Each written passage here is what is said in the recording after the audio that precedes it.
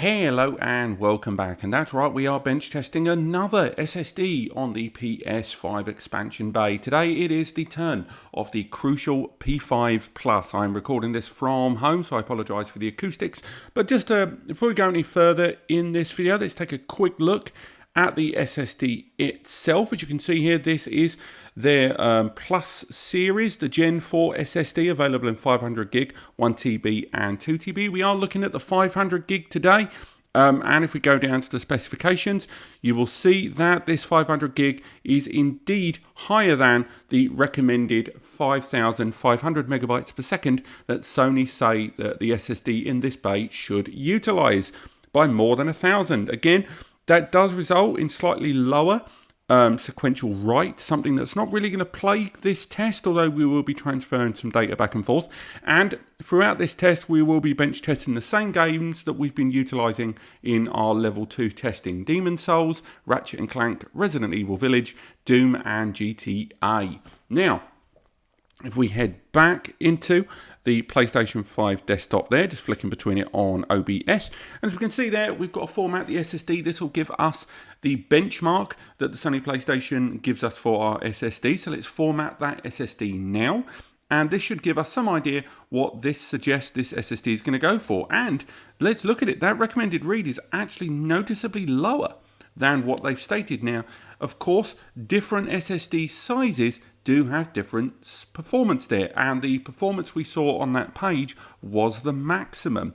Given that we're utilizing the smallest SSD, it's not unsurprising that the performance would dip, but still 5,785 megabytes per second is a pinch lower than I expected for this SSD, particularly given we've tested quite a number of PCIe Gen 4 SSDs that utilize the Phison E16 and E18 controller and have been notably higher than this number. But nevertheless, let's proceed forward and start moving some games over onto our SSD. Now, again, if you've watched all of my other videos to do with the level 2 testing we're doing in our 3-tier testing videos of all of these SSDs, there's about 18 all told, then you'll know everything we're going to be doing today. So I apologise for the repetition in these videos, but it's the only way to keep things fair. We've got the latest revision, the Beta 3.1. Do bear in mind that currently, at the time of recording, the feature to enable the SSD expansion bay is only available to beta users. So if you don't have the beta, don't buy an SSD yet, because you're not going to be able to use that slot. And even if you have the beta, do remember it is a beta and therefore isn't fully stable. So again, I know a lot of you are running out of space and jumping on these SSDs, but still nonetheless, you gotta factor in that you may not have the space and you may not have the need for this SSD, but worse more than anything, you may not have the stability in this firmware update. So if we go into the settings menu there at the top and go into storage, we can see there is our Crucial P5 Plus 500 gig SSD. And what we're going to be doing now is transferring over a bunch of games for our level 2 testing. As mentioned, Demon's Souls, Ratchet Clank, Resident Evil, Doom Eternal, and GTA 5. So first thing we're going to do is head into our games. We're going to move a big old pile of games and apps. We're going to move them over from the internal console storage and transfer all of these games over to that SSD there. We've got our 5 games that we're moving over. Lovely and straightforward. We've got them all lined up. Once again, Demon's Souls, Ratchet Clank, Resident Evil, Doom and GTA 5. So let's move those over now.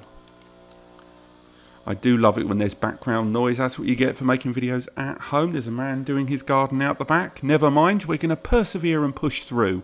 So for those that haven't watched my other videos, I do think it's important that I highlight what's happening here. Now, we are migrating data over from the internal SSD and over to our M.2 Crucial SSD, that Crucial P5 Plus. However, there is definitely some form of compression, uncompression, encryption, block check certification, anti-piracy measures, something, because we're only transferring over shy of 300 gigabytes of data, and we're moving over from an internal SSD with well over 5,000 megabytes per second read onto an SSD that has between 2 and 3,000 sequential megabytes per second write. It should be much, much quicker than this, and clearly there is a bottleneck. It's very hard to measure the write activity on the PS5 currently, which is why we have to focus quite a lot on read. Maybe in the system's life, write performance will play a big part in future updates, but for now, read is king. And right now, transferring this data over, we are clearly not getting the full performance of both the internal SSD and this M2 in moving data because of that internal checksum or bottleneck. I know I mention this in every video, but it's worth highlighting. But what I'm going to do now is fast forward to the completion of this migration of data, and then we're going to test all 5 of our games in the same way we've tested the other SSDs. It's worth highlighting that in about a week and a half there will be further big comparisons, just like my Big 5 face-off earlier, Big 4 face-off before, but with new SSDs for us to see how they all perform. But for now, let's fast forward to the migration of this data. Right, so the games have transferred over, so let's begin our test. If we go through, we find our first game, which is going to be Demon's Souls. And again, if we go down to the information right there at the bottom right of the screen, as you can see, it is the M.2 SSD. So let's kick on straight away with our game. Again, we aren't bench testing this game directly from a fresh boot. I think one of the games on our list, we are going to gauge the game by how long it takes to load from the XMB. But this game has quite a large amount of developer logos along the way. It also has a server connection along the way. There's just too many variables that make judging this game direct from XMB with any degree of accuracy compared with the internal SSD a little trickier to track. So we're not going to do that. But we are going to load the game and do a couple of world transitions to show how quickly the internal expansion SSD that we are utilizing compares against the PlayStation's own SSD. So we are going to keep offline, and the first thing we're going to do is gauge how long the game takes to load us in to the Nexus. So we're going to start right now. 3, 2, 1. And boom, we're in the Nexus. That felt lovely and quick. That seemed very comparable to the internal SSD we normally use.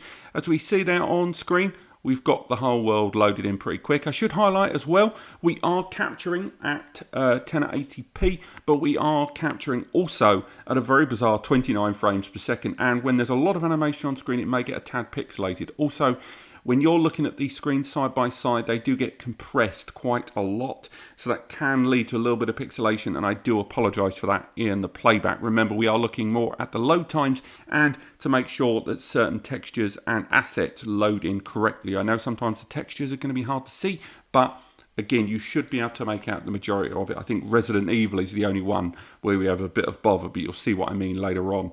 But for now, let's load into our first world test. We're going to go to the smithing grounds or smithing grounds, and we're going to load in at 3, 2, 1.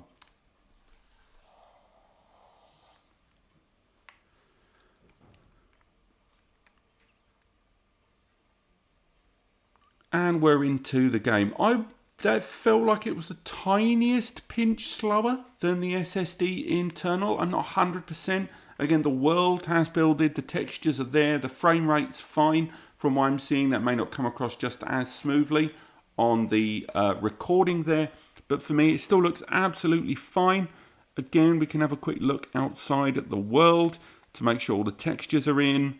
And again, we're seeing things absolutely fine. There's no pop, there's no low texture polys. There felt like a tiny drop in frame rate there, but not too much.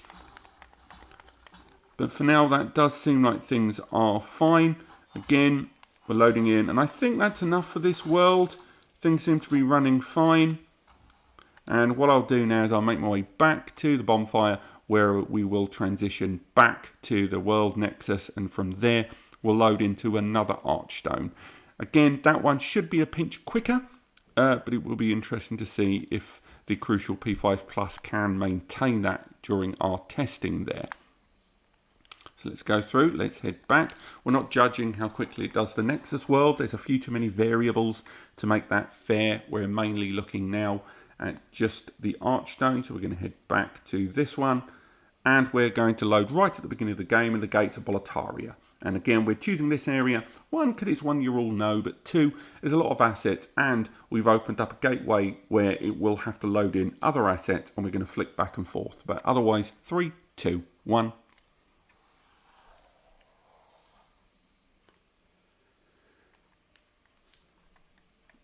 And we're in. That felt a lot snappier. Again, I can't see the PS5 footage that you guys can. The internal SSD, I can only see the Crucial P5. And I'm sure in the edit we will see how well or not well it does. We've got the whole world around us here, all of those assets. Things are running fine. And what I'm going to do now is run to the top of the steps just to see how well this transitions into that second phase where it would normally create a little fog and then try to hide some assets as it loads in new ones. But it still seems fine to me. We've got the candlelight flickers, and back there you've got the grey light, so we transition back quickly. And again, as you can see, if we load into this area, we've got that fog there, but it seemingly seems to run fine. But for now, we're doing okay, and I think there's no slowdown whatsoever, even with the fire effect there going in extra. But for me, that seems absolutely fine. I think I'd call this a success. Let's make our way into our next game, Ratchet & Clank. Right, so loading into Ratchet & Clank. Once again, we're not going to gauge this game by boot up time to load into it because there's a few transitional bits with regards to publisher logos in there from like Insomniac and Sony themselves. I will also add that once we go into this game, we're using two sections from early on in the game. We have right after the first cutscene, a semi-on-rails section with lots of background assets to contend with, and the next one around about 15-20 minutes into the game, where is that large world transition portal element. So for now, let's crack on and move on with our first save game right at the start of the game there, and we're going to count in how long it takes to load.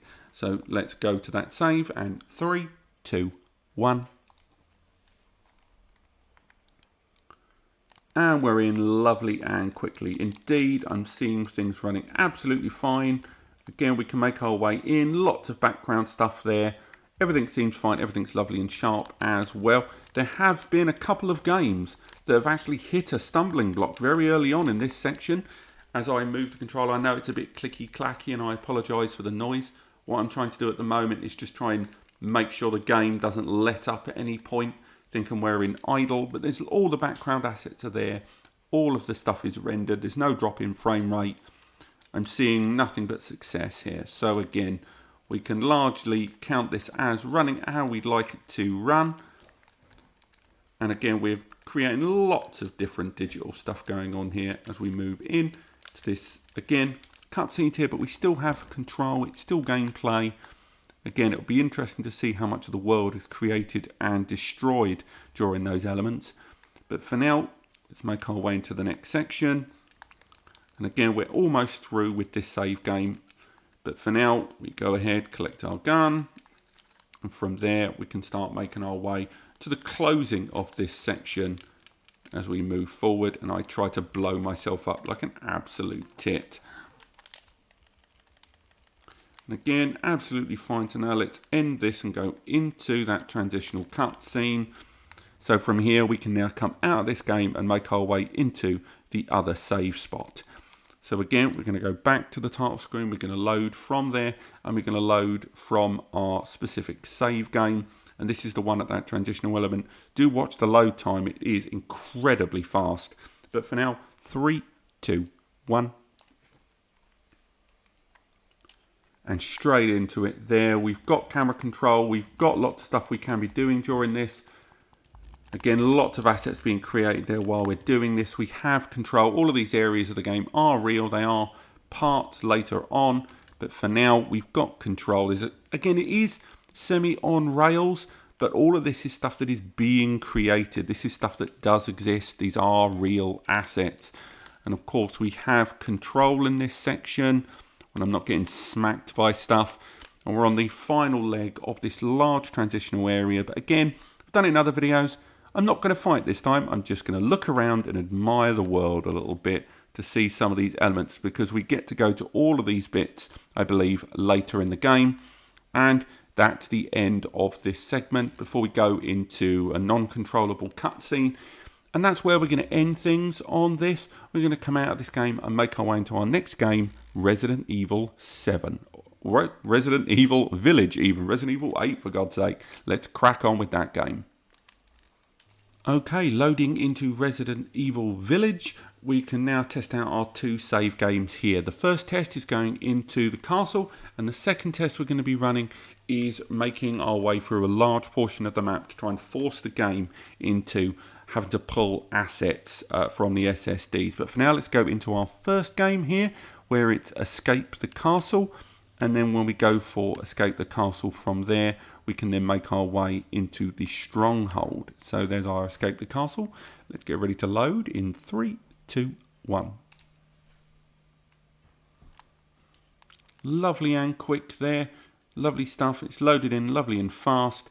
Again, as we've mentioned before, the capture at the top left from the internal SSD was recorded in a different contrast there. That's why it's a bit lighter than what we're seeing compared to the other one. That's nothing to do with the SSD.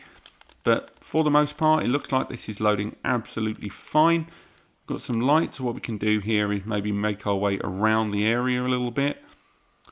And again, it's all pretty straightforward, all stuff we've seen and done before within the confines of the game. And lots of stuff to do, lots of graphics here. We're pushing it a little bit, but for now, I think that's running absolutely fine indeed. So for now, what we can do is start making our way back into the main menu and load the game as is towards our next save. Let's go back in, let's go back. And again, this other save is later in the game, and this is one where you're going to test the world transitioning and running through the map. So let's find the Stronghold. There it is. 3, let's start again. 3, 2, 1.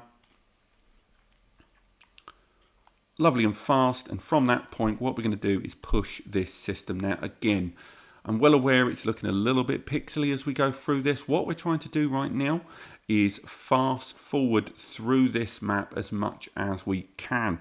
Again, those that have played this game on the PlayStation 4 will be well aware that as you transition through all of these areas, you do push the system quite a lot, and if you go in and out of areas that you shouldn't, there's a slight drop in frame rate. We've noticed that before in this section.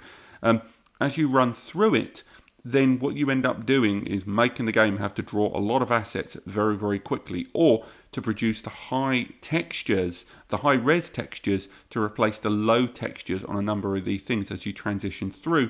And it's one of the ways the game keeps that frame rate nice and high. And again, this is now the 3rd SSD in our testing that has seen that drop in frame rate in that one area in a way that a number of the other SSDs didn't. But it still seemingly runs okay for the rest of the run. We've not seen any kind of forced freeze loading. The textures are still nice and high. We're not seeing any of the problematic stuff. And as we make our way back to the altar with the merchant, we seem to be absolutely fine. And here we are. That seemed to run fine for me. Let's make our way into our second to last game, Doom Eternal. Right, so Doom Eternal, we are playing the PS5 version. As you can see, they are separate, and even their storage is in different areas. We are running the game from a disc, but the disc is only used for authentication, and we've already transitioned all of the data from the disc onto the game. Indeed, in the case of the PS5, all of the data is there on the system. So if we head into Doom now, remember we are bench testing just the one test for Doom Eternal. We're not including XMB loading here. In terms of comparison, we're looking at it, but we're not comparing it against the internal SSD once again because of all of these publisher logos and because it has to connect to Bethesda.net. So all of these things make it a little bit problematic to make it a fair comparison. We could just disable the internet, but then most players are not going to disable the internet when they play this game. So, you know, a compromise there in the middle. We're going to watch the transition to see if there's any problems, but for the most part, we're not going to compare it. But for now, from this point, we're going to start comparing the load of a save game into the main save that we got here against the internal SSD. Now, I mentioned this in another video, but I think it got missed by a number of you. The reason we're including Doom Eternal is this is a game that does a lot of slightly sneaky secret loading that you never notice. And one of the main ways it does that is with a transition between low and high texture graphics as you go through. Not only because of the glory kills and you're getting up and close and it has to generate those high textures, but also as you transition through areas, the game, in order to save resources and keep things nice and light and moving fast, which it has to in a game like this, ends up having to transition between those low res, high res and medium res. There's several layers of textures throughout this game as you move through it with every single texture. So for those of you that have played, again, this game on the PS4 and you weren't playing it on a PS4 Pro, you will be aware that a lot of the time when you were playing it, that sometimes when things were frantic and a lot of enemies on screen and you were doing some glory kills, sometimes the textures, particularly on some of the larger monsters, were not always perfect res. And that's what we're looking for in this test with the PS5 upscaled version of this. But for now, let's make our way into the game and see how it compares in terms of loading and play against the internal SSD. 3, 2, 1, go. Making our way in, no online connectivity, we're just making our way into the game. Seems to have loaded pretty fine for me. I think we're fine, and again, we're going to get nice up and close to a lot of enemies. We're trying to go for a lot of glory kills here so we can see lots of these textures up close and force the game to have to do a lot of this stuff. And hopefully, in the course of this, try and force the game to kind of be pushed a lot more in what we're doing. Because that's what we want to see. We want the game to struggle. Mainly, more than anything, we want to make sure the game has difficulty with what we are doing right now. And well, there you go. I died anyway while I didn't take it through. But for me, I saw no problems there as we were going through it. It loaded fine for me. And again, even the reload there, something I should really have factored into some of my other videos, absolutely fine there. So I think for now we can make our way onto our last game, which for me, if you're, is a special choice. I know not everyone agrees with me on this, but I've included it because it's one, a very well-known game, and of course because it's a great example of heavy loading, and that is Grand Theft Auto 5. For those unaware, Grand Theft Auto 5 has some of the longest loading in any games out there, and particularly given the age of this game, and because people have Smart Cookie managed to scale 70% off the loading time and submitted that to Rockstar and got himself paid. This game still takes ages to load for a game as old as it is, even if it has been upscaled a number of times. But for now, let's load GTA 5 and see how this compares against the internal SSD. 3, 2, 1. So, as we load into this game, again, this is our last game before afterwards we transfer back towards moving all the games back to the console and summarises what we've seen today. I've seen nothing to be concerned with. There was that slight dip in Resident Evil 5, but I've seen that before, and it wasn't a huge concern. It is worthy of note, maybe, for people that want perfection, but given the price point of this SSD and the fact that it's not commanding that 7,000 megabytes per second performance of the 500 gig models of Samsung WD, Fire, CUDA and more, I'm prepared to kind of overlook it for the price difference. We're loading into the single player here, and we're going to do a little bit of world stuff on GTA, but I can't foresee any problems given the architecture of this drive and what we've tested before, and hopefully these should load apart. The best that's been is WD Black's SN850 loading a full second quicker than the internal SSD, but that felt fairly standard and comparable to everything we've seen before. We're going to do some quick fast driving segment here to try and see if we can push the game into requiring a little bit more work in terms of generating stuff there, and like maybe forcing us with asset rebuilding or dropping the frame rate to try and compensate for any difficulties as we go. I should also highlight I am sat in one of the most uncomfortable positions and not even in a direct line of sight with this monitor, so I apologise in advance for horrendous driving that you're seeing here as we try to tax this system into having to load a lot more assets than it may well need to typically. But for me, that seems to be running absolutely fine. I'm not seeing any texture problems there. Indeed, I've seen no drop in frame rate whatsoever, which is kind of the normal telltale sign that the system may be struggling. But for now, I think this GTA 5 test, as predicted, is absolutely fine. And we can get ready to start moving this game away and getting all of these games back onto that internal PS5 SSD and summarize everything we've learned today. So let's go into the moving the games and start moving these games back. Once again, because of that internal bottleneck that we have mentioned before, as we move that data back now, the result is that things are not going to be as quick as they should be. Indeed, when we've done this same movement of these same games several times in all of my phase 2 testing for PS5 expansion SSDs, this transition takes way longer than the other direction. Now, moving that data over from the internal SSD to an external SSD generally always takes up to 8 minutes. It always seems to take roughly the same time regardless of the SSD. And indeed, moving the games back from the internal PS5 SSD, the M.2 SSD in this case, the Crucial P5 Plus, and moving it back to the internal SSD always seems to take way longer. And I've normally seen it between 16 and 28 minutes, not depending on SSDs, but depending on the data. This is going to take around 16 minutes.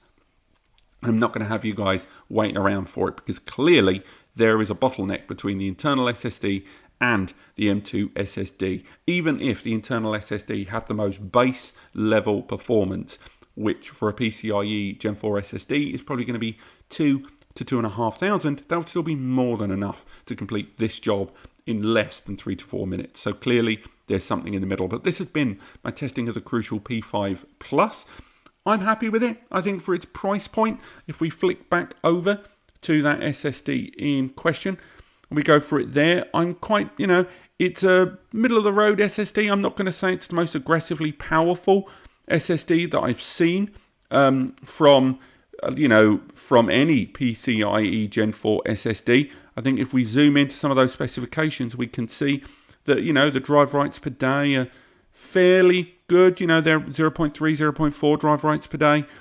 And they are a little light on details. We can see the 1TB has got, again, reported 6600 megabytes per second. So it's very strange that the PlayStation's own benchmark was significantly lower than that, when all our testing in the past has generally exceeded it quite well. And the write on that 500 gig there at 4,000 megabytes per second is still pretty good, I've got to say, for a 500 gig SSD, when a number of 500 gig PCIe Gen 4 SSDs, like the Firecuda, like the Sabrent, a lot of them are actually quite low, sub 3,000 in fact. So I'm quite impressed with that figure. But for now, if you are interested in learning more, don't forget to subscribe, because I am testing even more SSDs and the Stage 3 testing coming soon. Testing Borderlands 3, Star Wars in Rays of Light, Subnautica, Oddworld, and after that we've got the big showdown involving games like Spider-Man and more SSDs being faced off against each other as we learn what are the best SSDs for your PS5 upgrade for 2021. Again, this feature is in beta, so again, don't go buying anything unless you've got the beta and you're prepared to use an unstable firmware. Click like if you've enjoyed the video. It helps me understand what you guys like in these videos. And of course, take advantage of the links in the description to all of the SSDs and heat sinks and guides that I talk about in my other videos. It's all there and all the information you're ever going to need to understand the right storage upgrade for your PS5. And I've kept it as chewable and easy as possible. Let me know what you guys think. There's free advice section at NAS Compares. Take advantage, it's up to you. Otherwise, I will see you next time.